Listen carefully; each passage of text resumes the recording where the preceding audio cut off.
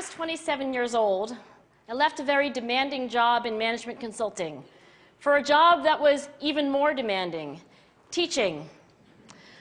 I went to teach 7th graders math in the New York City public schools. And like any teacher, I made quizzes and tests, I gave out homework assignments. When the work came back, I calculated grades. What struck me was that IQ was not the only difference between my best and my worst students. Some of my strongest performers did not have stratospheric IQ scores. Some of my smartest kids weren't doing so well. And that got me thinking. The kinds of things you need to learn in 7th grade math, sure, they're hard. Ratios, decimals, the area of a parallelogram. But these concepts are not impossible. And I was firmly convinced that every one of my students could learn the material if they worked hard and long enough. After several more years of teaching, I came to the conclusion that what we need in education is a much better understanding of students and learning from a motivational perspective, from a psychological perspective. In education, the one thing we know how to measure best is IQ. But what if doing well in school and in life depends on much more than your ability to learn quickly and easily? So I left the classroom and I went to graduate school to become a psychologist. I started studying kids and adults in all kinds of super challenging settings. And in every study, my question was, who is successful here and why?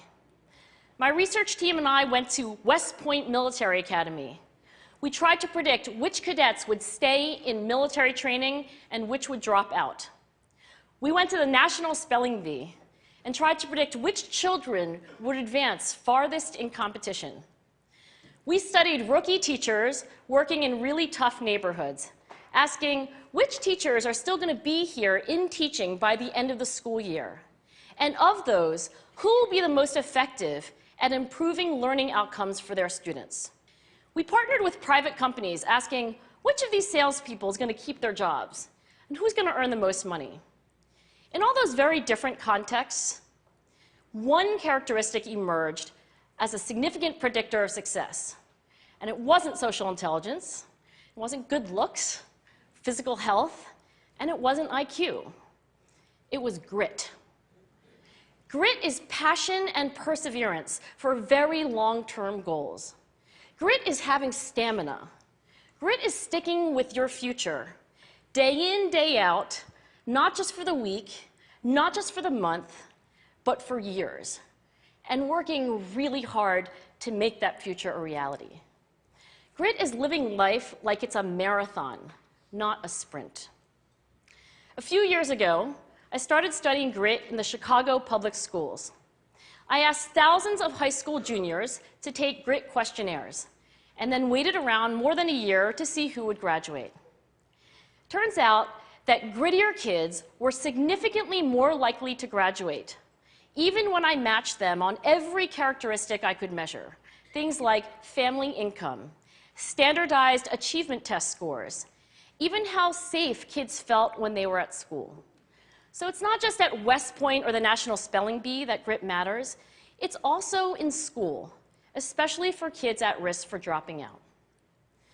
To me, the most shocking thing about grit is how little we know, how little science knows about building it. Every day, parents and teachers ask me, how do I build grit in kids? What do I do to teach kids a solid work ethic? How do I keep them motivated for the long run? The honest answer is, I don't know. What I do know is that talent doesn't make you gritty. Our data show very clearly that there are many talented individuals who simply do not follow through on their commitments.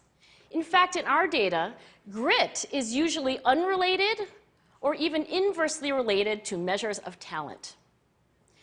So far, the best idea I've heard about building grit in kids is something called growth mindset.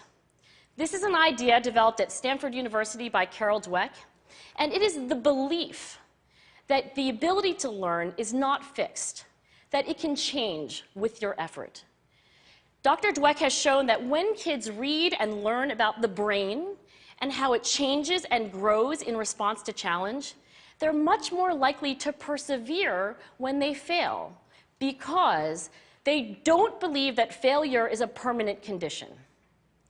So growth mindset is a great idea for building grit, but we need more.